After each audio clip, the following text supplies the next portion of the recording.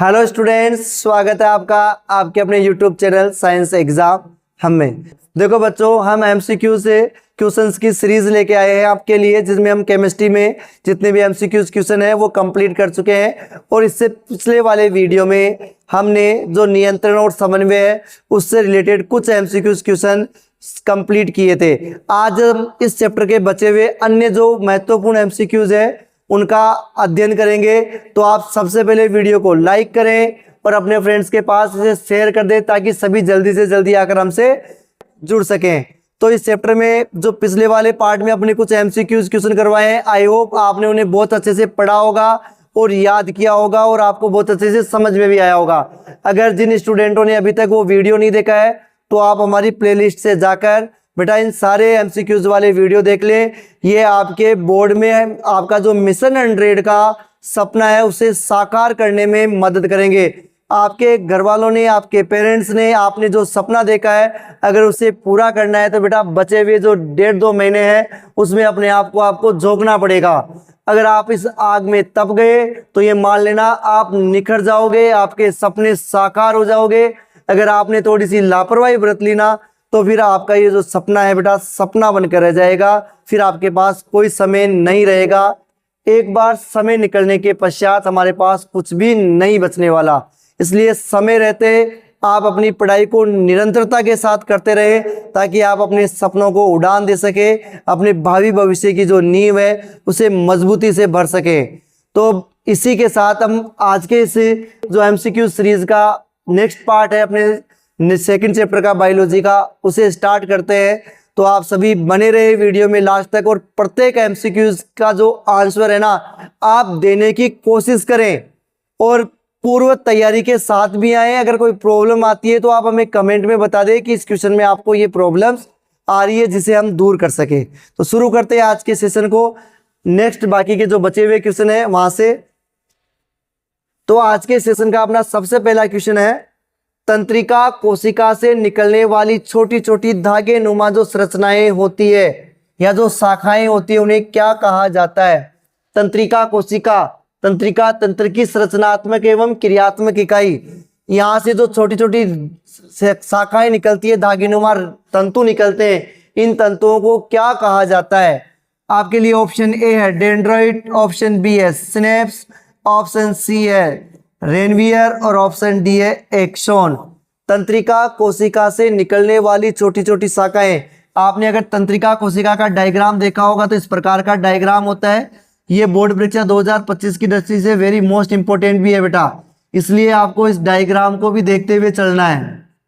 इस प्रकार का आपको एक डायग्राम आपके नोटबुक में मिलेगा, जो पुस्तक है उस बुक है उसमें दिए गए। वहाँ यहाँ पर आपको एक छोटे छोटे रेसे निकले हुए दिखाई देते हैं। इन्हीं रेसों के बारे में पूछा जा रहा है कि ये जो तंत्रिका कोशिका है उससे निकलने वाली छोटी छोटी धागे नुमा संरचनाएं क्या कहलाती है? तो आपका राइट आंसर क्या आएगा? डेंड्राइट या द्रुमिका। हिंदी में क्या लिखा हुआ मिल सकता है आपको? द्रुमिका, डेंड्रोन या द्रुमिका। और ये जो पूरी बॉडी बना रहा है उसे हम क्या कहेंगे? कोशिका काय। और ये क्या कहलाएगा? तंत्रिकाक्ष कहलाता है या एक्सोन कहते हैं। तो ये राइट आंसर आ जाएगा आपके ऑप्शन नंबर ए, डेंड्राइट या द्रुमिका। सेकंड क्वेश्चन देखिए बेटा, परिधीय तंत्रिका तंत्र में होती है, या मैं ये कहूं कि परिधीय तंत्रिका तंत्र किसे कहते हैं या किससे मिलकर परिधीय तंत्रिका तंत्र का निर्माण होता है? किसी भी टाइप से ये क्वेश्चन पूछा जा सकता है। तो ऑप्शन ए है कपाल और मेरुरज्जु से मिलकर होता है, ऑप्शन बी है मस्तिष्क और मेरुरज्जु से मिलकर बना होता है, या ऑप्शन सी है अनुकंपी और परानुकंपी तंत्र से मिलकर बना होता है, या ऑप्शन डी है केवल कपाल तंत्रिकाएं इस परिधीय तंत्रिका तंत्र का निर्माण करती है। तो परिधीय तंत्रिका तंत्र का निर्माण कौन करता है? किस प्रकार की कोशिकाएं परिधीय तंत्रिका तंत्र को बनाती है? जो भी राइट आंसर हो फटाफट से अपना आंसर दीजिए। ऑप्शन ए आएगा, ऑप्शन बी आएगा, ऑप्शन सी आएगा या फिर ऑप्शन डी आएगा। जो भी आंसर हो फटाफट से कमेंट कर देना बेटा अपना आंसर, ए बी सी या फिर डी। परिधीय तंत्रिका तंत्र किससे बनता है? कपालीय तंत्रिकाओं और मेरु तंत्रिकाओं से मिलकर इसका निर्माण होता है। ऑप्शन नंबर ए, कपालीय तंत्रिका।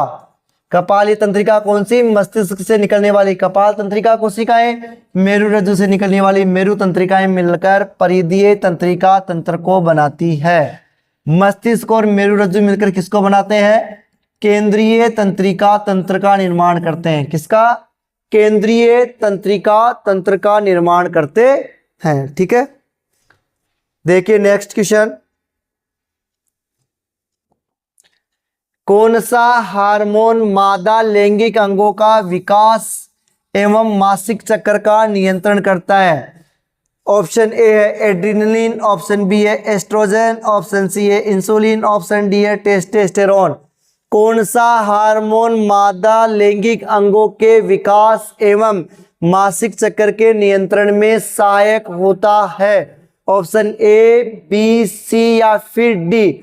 जो भी राइट आंसर हो फटाफट से कमेंट में अपना आंसर करें। क्या होगा? मासिक चक्र का नियंत्रण किस हार्मोन के द्वारा किया जाता है? तो यहां राइट आंसर कौन सा होगा आपके?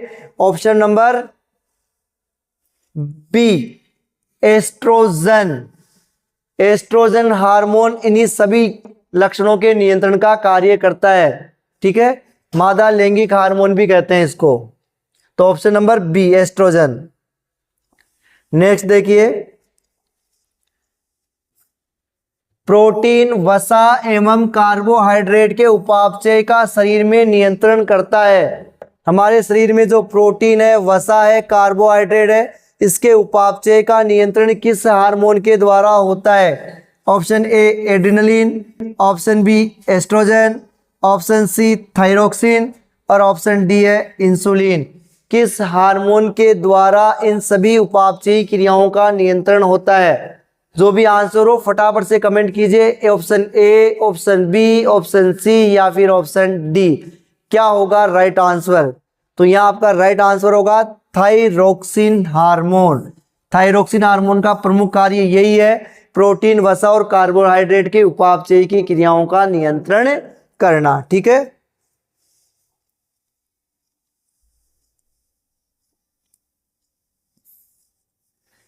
प्रतिवर्ती चाप का निर्माण कहाँ होता है? प्रतिवर्ती चाप कहाँ बनते हैं? ऑप्शन ए क्या मस्तिष्क में, ऑप्शन बी मेरुरज्जु में, ऑप्शन सी अंतःस्रावी ग्रंथियों में, ऑप्शन डी है कहीं नहीं बनते। प्रतिवर्ती चाप का निर्माण कहाँ होता है? जो प्रतिवर्ती क्रियाओं का नियंत्रण करेगा वहीं प्रतिवर्ती चाप का निर्माण होगा। तो राइट आंसर क्या आएगा? ए, बी, सी या फिर डी। फटाफट से अपना आंसर दीजिए बेटा। तो प्रतिवर्ती चाप कहाँ बनते हैं? मेरुरज्जु में। तो राइट आंसर होगा ऑप्शन नंबर बी, मेरुरज्जु, क्योंकि प्रतिवर्ती क्रियाओं का मुख्यतः नियंत्रण मेरुरज्जु के द्वारा ही होता है। तो प्रतिवर्ती चाप वहीं बनते हैं। नेक्स्ट देखिए, पत्तियों का मुरझाना निम्न में से किस प्रभाव से होता है? निम्न में से कौन सा हार्मोन पत्तियों के मुरझाने या पत्तियों के विलगन को प्रेरित करता है? पत्तियों का मुरझाना या पत्तियों का विलगन उत्पन्न किस हार्मोन के द्वारा होता है? ऑप्शन ए एब्सिलिक अम्ल, option B testosterone hormone, option C है ऑक्सिन हार्मोन और ऑप्शन डी है साइटोकाइनिन हार्मोन। इनमें से कौन सा हार्मोन पत्तियों में विलगन या मुरझाना उत्पन्न करता है? राइट आंसर क्या होगा? फटाफट से अपना आंसर दीजिए। देखिए यहाँ राइट आंसर क्या होगा? ऑप्शन नंबर ए एब्सिलिक अम्ल, क्योंकि ये पौधे की वृद्धि को रोकने का काम करता है, पतझड़ उत्पन्न करता है।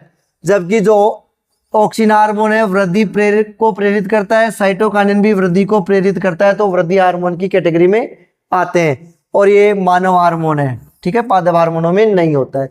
तो राइट आंसर क्या आ जाएगा? ऑप्शन नंबर ए एब्सिलिक अम्ल। नेक्स्ट देखिए, वृद्धि संबंधनकारी हार्मोन है। संबंधनकारी का मतलब होता है रोधक, वृद्धि को रोकने वाला, नियंत्रण करने वाला हार्मोन। बड़ा इंपॉर्टेंट वर्ड है बेटा, ये कई बार बोर्ड एग्जामों में पूछा जा चुका है वर्ड संबंधनकारी। संदमित करना, वृद्धि को संदमित, रोकने वाला, नियंत्रित करने वाला जो पादप हार्मोन है वो कौन सा है? Option A abscisic, option B testosterone, option C auxin या ऑप्शन डी है साइटोकाइनिन। तो यार राइट आंसर क्या आएगा? एब्सिलिक आम्ल, ऑप्शन नंबर ए एब्सिलिक आम्ल वृद्धि निरोधक या वृद्धि नियंत्रणकारी हार्मोन के नाम से जाना जाता है, जो वृद्धि को कंट्रोल करता है। ठीक है, ऑप्शन नंबर ए। नेक्स्ट देखिए, पादपों में रासायनिक समन्वय किसके द्वारा होता है? बड़ा इंपॉर्टेंट क्वेश्चन है, ध्यान रखना, बड़ा लॉन्ग टाइप के क्वेश्चन में भी आ सकता है। पादपों में रासायनिक समन्वय होता है, ऑप्शन ए मस्तिष्क के द्वारा, ऑप्शन बी तंत्रिका तंत्र के द्वारा, ऑप्शन सी हार्मोन के द्वारा और ऑप्शन डी है किसी के भी द्वारा नहीं। पादपों में रासायनिक समन्वय के लिए कौन उत्तरदायी होता है? Option A, option B, option C या फिर ऑप्शन डी। जो भी राइट आंसर हो आप अपना आंसर दे सकते हैं। क्या आएगा? पादपों में रासायनिक समन्वय किसके द्वारा होता है? हार्मोन्स, पादप हार्मोन्स के द्वारा। कैसे करते हैं? इनका निर्माण क्रिया क्षेत्र से दूर होता है, लेकिन ये विसरण की क्रिया द्वारा क्रिया क्षेत्र में पहुंच जाते हैं और पौधों में होने वाली विभिन्न क्रियाओं का नियंत्रण करते हैं। ये 2 नंबर के क्वेश्चन में भी पूछा जा सकता है कि पादपों में रासायनिक समन्वय को समझाइए। तो पादपों में रासायनिक समन्वय पादप हार्मोन के द्वारा होता है, जो पौधे में होने वाली विभिन्न वृद्धि और विकास को नियंत्रित करते हैं। ठीक है, तो राइट आंसर है ऑप्शन नंबर सी। नेक्स्ट देखिए, शरीर का संतुलन बनाने का कार्य कौन करता है? मस्तिष्क का कौन सा भाग शरीर का संतुलन बनाए रखता है? ऑप्शन ए, बी, सी या फिर डी। ऑप्शन ए है प्रमस्तिष्क, ऑप्शन बी है हाइपोथैलेमस, ऑप्शन सी है मध्य मस्तिष्क और ऑप्शन डी है अनुमस्तिष्क। शरीर का संतुलन बनाने का कार्य कौन करता है? तो राइट आंसर क्या आएगा यहाँ पर? ऑप्शन नंबर डी, अनुमस्तिष्क, पश्च मस्तिष्क। अनुमस्तिष्क या पश्च मस्तिष्क के द्वारा शरीर का संतुलन बनाए रखने का काम किया जाता है। एक सीधी रेखा में चलना, साइकिल चलाना, ये जितनी भी क्रियाएं हैं वो शरीर के संतुलन से संबंधित है, तो इनका नियंत्रण किसके द्वारा किया जाता है? अनुमस्तिष्क के द्वारा किया जाता है। बड़ा इंपॉर्टेंट क्वेश्चन है, इसको भी ध्यान रखना आपको।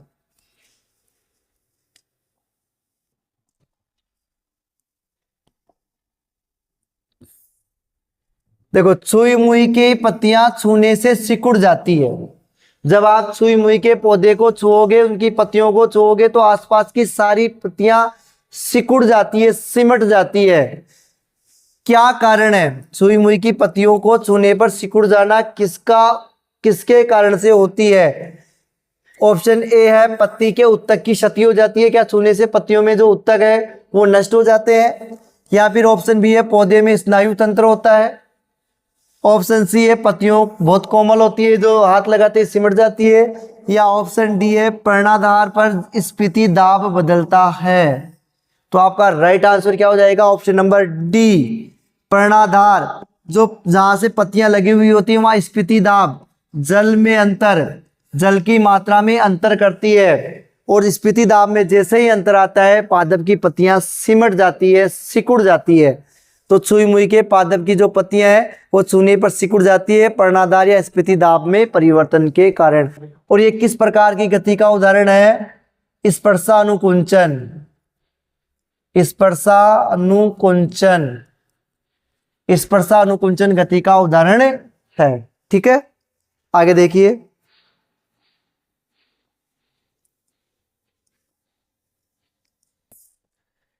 हार्मोन स्त्रावित होता है। हार्मोन का निर्माण कहाँ होता है, या हार्मोन का निर्माण कौन करता है? जंतु हार्मोन कह सकते हैं अपन।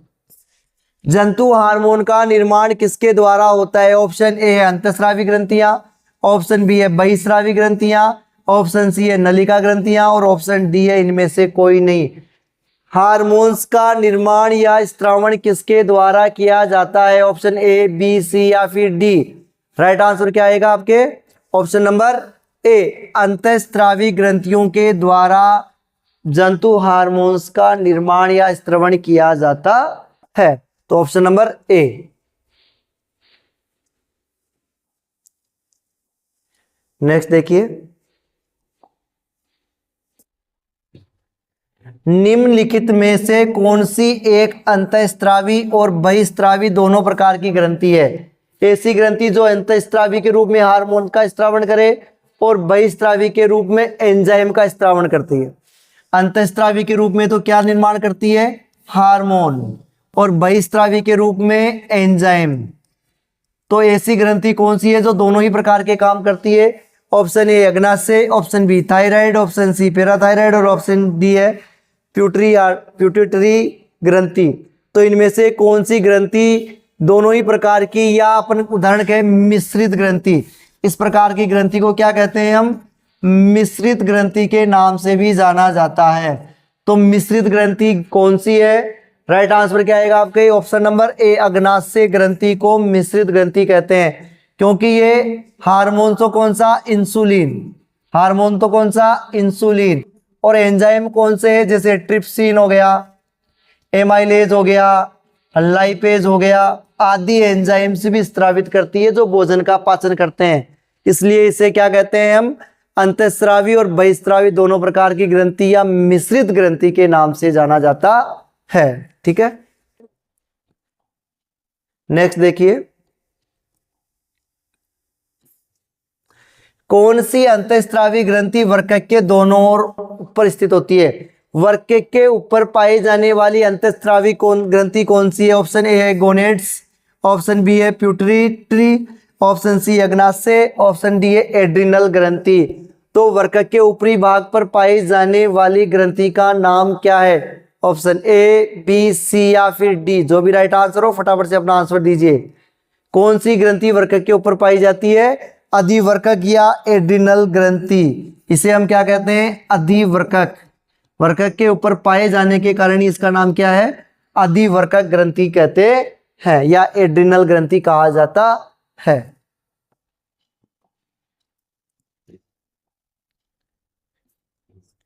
नेक्स्ट देखिए, जीवों में ध्वनि ग्रहण करने के लिए संवेदी अंग है। जीवों में ध्वनि, हम ध्वनि को किस प्रकार से सुन सकते हैं? ध्वनि की जो संवेदना है उसका पता हमें किस प्रकार लगता है? कौन सा अंग इसके लिए सुग्राही होता है? पहला है प्रकाशग्राही, दूसरा है ग्रहणग्राही, तीसरा है श्रवणग्राही और चौथा है स्पर्शग्राही। किस प्रक्रिया के द्वारा हम ध्वनि को ग्रहण करते हैं? ऑप्शन ए, बी, सी या फिर डी। राइट आंसर क्या आएगा? ऑप्शन नंबर सी, श्रवणग्राही या श्रवण इंद्रिया। मनुष्य में 5 प्रकार की ज्ञानेंद्रियां होती है, उनमें श्रवण इंद्रियां सुनने का काम करती है, जो ध्वनि को पहचानने का काम करती है। घ्राणेंद्रियां क्या करती है? घ्राणेंद्रियां गंध का ज्ञान करवाती है, गंध का। स्पर्श इंद्रियां स्पर्श का, अगर स्पर्श के लिए पूछे तो स्पर्श का। ठीक है, एक अपने आती है नेत्र में, जो दृश्य का या वस्तुओं को देखने के काम आती है। तो राइट आंसर हो जाएगा श्रवणग्राही। अंगों के द्वारा अपन ध्वनि को सुन पाते हैं या पहचान पाते हैं। नेक्स्ट देखिए, बहुकोशिकीय जीवों में निम्न में से किस प्रकार का समन्वय पाया जाता है? रासायनिक समन्वय, तंत्रिका समन्वय, उपयुक्त दोनों या कोई नहीं। बहुकोशिकीय जीवों में किस प्रकार का समन्वय पाया जाता है? ए, बी, सी या फिर डी। जो भी आंसर हो फटाफट से अपना आंसर कमेंट कीजिए, क्या आएगा? Option A, option B, option C या फिर ऑप्शन डी। फटाफट से अपना आंसर दीजिए, क्या आएगा? देखो, जीवों में या बहुकोशिकीय जीवों में रासायनिक समन्वय होता है हार्मोन्स के द्वारा, तंत्रिका समन्वय होता है तंत्रिका कोशिकाओं के द्वारा। तो दोनों ही प्रकार का समन्वय पाया जाता है। तो क्या होएगा? ऑप्शन नंबर सी, उपयुक्त दोनों प्रकार का समन्वय पाया जाता है बहुकोशिकीय जीवों में। ठीक है, नेक्स्ट देखिए, स्रावित होने वाले हार्मोन के समय और मात्रा। जो भी हार्मोन हमारे शरीर में स्रावित होता है वो कब स्रावित होता है, कितनी मात्रा में स्रावित होगा, इस क्रियाविधि के द्वारा, किस क्रियाविधि के द्वारा नियंत्रित होती है? हमारे शरीर में पाए जाने वाले हार्मोन की मात्रा और उसके समय का जो नियंत्रण होता है वो किस क्रियाविधि के द्वारा होता है? ऑप्शन ए है स्त्रवण के द्वारा, ऑप्शन बी है परिशुद्धन के द्वारा, ऑप्शन सी है अनुक्रिया के द्वारा, या ऑप्शन डी है पुनर्भरण के द्वारा। हमारे शरीर में स्रावित होने वाले हार्मोन की मात्रा और समय का निर्धारण किस क्रिया विधि के द्वारा होता है, या नियंत्रण किस विधि के द्वारा होता है? Option A, option B, option C, या फिर ऑप्शन डी। जो भी आंसर हो फटाफट से अपना आंसर कमेंट कीजिए, ए, बी, सी या फिर डी। क्या आएगा? पुनर्भरण क्रिया विधि। ये बोर्ड में आया हुआ क्वेश्चन भी है। पुनर्भरण की जो क्रिया विधि होती है उसके द्वारा हार्मोन्स की मात्रा का और समय का निर्धारण होता है। कैसे होता है? यदि हमारे शरीर में हार्मोन्स की मात्रा कम हो जाती है तो अधिक मात्रा में ग्रंथियों के द्वारा हार्मोन स्रावित होता है, और यदि हार्मोन्स की मात्रा अधिक हो जाती है तो हार्मोन के स्रवण को रोक दिया जाता है। तो ये पुनर्भरण की क्रिया विधि के द्वारा स्रावित होने वाले हार्मोन का समय और मात्रा नियंत्रित होती है। Option number D. नेक्स्ट देखिए, जड़ का अधोगामी, अधोगामी का मतलब नीचे की ओर, नीचे की ओर वृद्धि है। जड़ की नीचे की ओर वृद्धि किस प्रकार की गति का उदाहरण है? प्रकाशानुवर्तन, गुरुत्वानुवर्तन, जलानुवर्तन या रसायनानुवर्तन? जड़ का अधोगामी वृद्धि, जड़ की अधोगामी वृद्धि किस प्रकार की गति का उदाहरण है? ऑप्शन ए, बी, सी या फिर डी। क्या आएगा? तो आपका राइट आंसर क्या होगा यहाँ पर? ऑप्शन नंबर बी, गुरुत्वानुवर्तन। इस प्रकार के गुरुत्वानुवर्तन को धनात्मक गुरुत्वानुवर्तन भी कहते हैं। क्या कहते हैं? धनात्मक गुरुत्वानुवर्तन। प्रवाह का ऊपर की ओर वृद्धि करना ऋणात्मक गुरुत्वानुवर्तन का उदाहरण होता है। तो यहाँ ऑप्शन आ जाएगा बी, गुरुत्वानुवर्तन का उदाहरण है। नेक्स्ट देखिए, पोन्स, मेडुला और अनुमस्तिष्क किसके भाग है? पोन्स, मेडुला और अनुमस्तिष्क, क्या ये अग्र मस्तिष्क के भाग है? क्या ये मध्य मस्तिष्क का हिस्सा है? क्या ये पश्चिम मस्तिष्क का हिस्सा है? या फिर ये प्र मस्तिष्क के हिस्से हैं? पोन्स, मेडुला ऑब्लांगेटा और अनुमस्तिष्क किस मस्तिष्क के हिस्से हैं? तो राइट आंसर क्या आएगा? ए, बी, सी या फिर डी। कौन सा होगा यहाँ आपका राइट आंसर? कौन सा होगा? ऑप्शन नंबर सी। पश्चिम मस्तिष्क को 3 भागों में बांटा गया है, पोन्स के रूप में, मेडुला के रूप में और अनुमस्तिष्क के रूप में। ठीक है,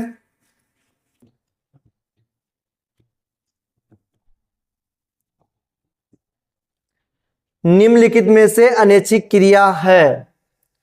निम्नलिखित में से कौन सी अनैच्छिक क्रिया नहीं है? बड़ा इंपॉर्टेंट वर्ड है, नहीं है पूछ रहा है। निम्नलिखित में से कौन सी अनैच्छिक क्रिया है? आपको अनैच्छिक क्रिया बताई हुई है। ऐसी क्रियाएं जिन पर हमारी इच्छा का कोई नियंत्रण नहीं होता, हमारे सोचने का कोई नियंत्रण नहीं होता, अनैच्छिक क्रिया कहलाती है। और जिन पर हमारी इच्छा शक्ति का नियंत्रण होता है, हमारे सोचने का, विचारने का नियंत्रण होता है, ऐच्छिक क्रिया कहलाती है। तो वमन या उल्टी आना ऐच्छिक क्रिया है या अनैच्छिक? आप ये सोचो कि उल्टी नहीं आए, उल्टी आ रही हो, तो उसको नियंत्रित किया जा सकता है या नहीं किया जा सकता? नहीं किया जा सकता। तो ये किस प्रकार की क्रिया है? अनैच्छिक क्रिया। चबाना, आप भोजन को चबा चबा के खा रहे हो, या आधा चबाए हुए खा रहे हो, या ऐसे ही निकल रहे हो, कौन सी क्रिया है? आपकी इच्छा शक्ति पर। तो ये किस प्रकार की क्रिया हो गई? ऐच्छिक क्रिया का उदाहरण हो गया।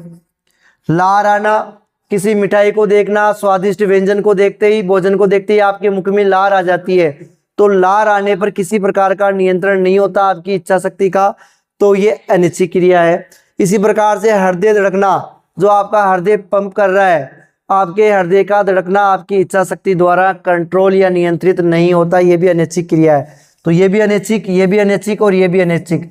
तो यहाँ कौन सी क्रिया अनैच्छिक नहीं है? ऑप्शन नंबर बी, चबाना।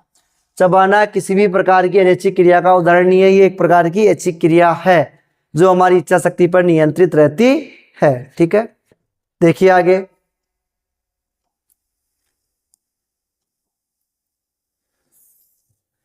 एस्ट्रोजन, प्रोजेस्टेरोन और रिलैक्सिन हार्मोन का स्त्रावण किसके द्वारा होता है? एस्ट्रोजन, अकॉर्डिंग टू अगर आप और सिलेबस देखें तो एस्ट्रोजन और प्रोजेस्टेरोन 2 प्रकार के हार्मोन दे रखे हैं। इन दोनों प्रकार के हार्मोन का स्त्रवण किसके द्वारा किया जाता है? ऑप्शन ए, अंडाशय ग्रंथि द्वारा, ऑप्शन बी वर्षण ग्रंथि द्वारा, ऑप्शन सी है एड्रिनल ग्रंथि द्वारा और ऑप्शन डी है अग्नाशय ग्रंथि द्वारा। जो भी राइट आंसर हो फटाफट से अपना आंसर दीजिए। इनमें से कौन सी ग्रंथि के द्वारा एस्ट्रोजन और प्रोजेस्टेरोन एवं रिलैक्सिन हार्मोन स्रावित होते हैं? तो आपका राइट आंसर क्या होगा? कौन सा? आपका राइट आंसर होगा अंडाशय ग्रंथि के द्वारा। अंडाशय ग्रंथि के द्वारा एस्ट्रोजन, प्रोजेस्टेरोन और रिलैक्सिन हार्मोन का स्रावण होता है। ठीक है,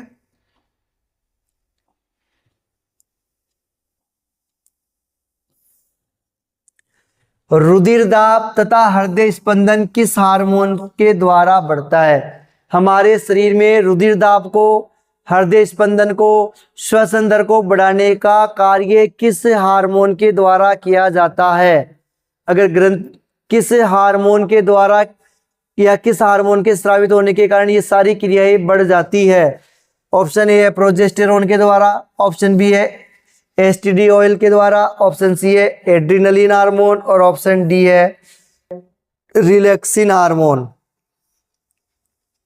किसके द्वारा? ऑप्शन ए, बी, सी या फिर डी। रुधिर दाब और हृदय स्पंदन को बढ़ाने का कार्य किस हार्मोन के द्वारा किया जाता है? राइट आंसर होगा आपका option number C, adrenaline. Adrenaline hormone इन क्रियाओं को बढ़ाने का काम करता है ताकि जो अपना जो शरीर है वो आपातकालीन परिस्थितियों से सामान्य स्थिति में आ सके। ठीक है, नेक्स्ट देखिए, ऑक्सिन पादप हार्मोन पौधे के किस क्रिया में सहायक होता है? ऑक्सिन हार्मोन पौधे में कौन सा कार्य करता है? क्या यह वृद्धि में सहायक होता है, श्वसन में सहायक होता है, भोजन में सहायक होता है या फिर जनन में सहायक होता है? ऑप्शन ए, बी, सी या फिर डी। ऑक्सिन हार्मोन क्या कार्य करता है? तो राइट आंसर क्या आएगा? ऑप्शन नंबर ए, पौधे की वृद्धि में सहायता करता है ऑक्सिन हार्मोन। नेक्स्ट देखिए,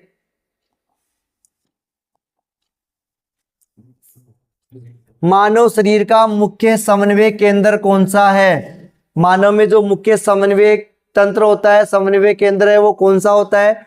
ऑप्शन ए है उत्सर्जन तंत्र, ऑप्शन बी है जनन तंत्र, ऑप्शन सी है मस्तिष्क या फिर ऑप्शन डी है पाचन तंत्र। मानव का मुख्य समन्वय केंद्र कौन सा है? तो यहाँ राइट आंसर क्या आएगा? ऑप्शन नंबर सी, मस्तिष्क या केंद्रीय तंत्रिका तंत्र, जिसमें मस्तिष्क और मेरुरज्जु दोनों आ जाते हैं। मुख्य समन्वय केंद्र तो मस्तिष्क, मुख्य समन्वय केंद्र मस्तिष्क होता है, ध्यान रखना। अंतःस्रावी ग्रंथियां होती है।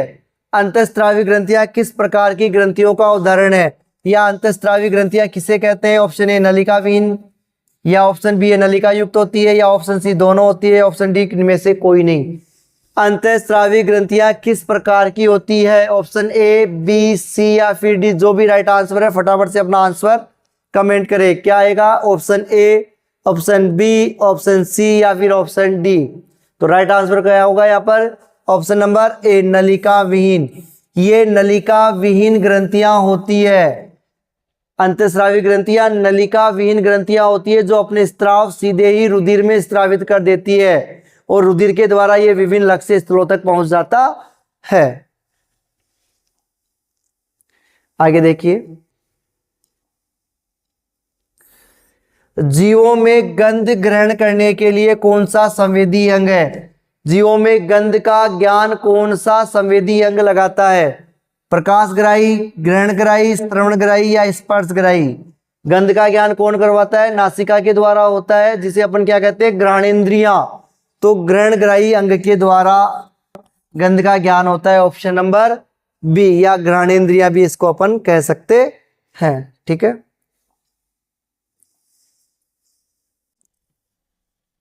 तो बेटा ये थे हमारे चैप्टर नंबर 6 या बायोलॉजी के चैप्टर नंबर 2 से रिलेटेड कुछ एमसीक्यूज क्वेश्चन। इस चैप्टर से रिलेटेड जितने भी एमसीक्यूज क्वेश्चन है वो लगभग सारे कवर कर लिए हैं और आपको बोर्ड में यहीं से जो एमसीक्यूज क्वेश्चन है वो मिलने वाला है, या इन एमसीक्यूज क्वेश्चन की सहायता से आप जो शॉर्ट क्वेश्चन या जो लॉन्ग टाइप के क्वेश्चन है वो भी सॉल्व कर सकते हैं। तो आप सभी इस दोनों जो पार्ट है उनसे सारे एमसीक्यूज क्वेश्चनों को पढ़ें और उनका रिवीजन जरूर करें, ताकि आप इस चैप्टर का रिवीजन अच्छे से कर पाएं। अब हम इसी एमसीक्यूज की सीरीज में अगले वीडियो में जो अपना नेक्स्ट चैप्टर है उसके कुछ very most important MCQs question लेके आएंगे। तब तक आप इन्हें पढ़ते रहें, याद करते रहें। मिलते हैं आपसे नेक्स्ट वीडियो में, तब तक के लिए जय हिंद, जय भारत।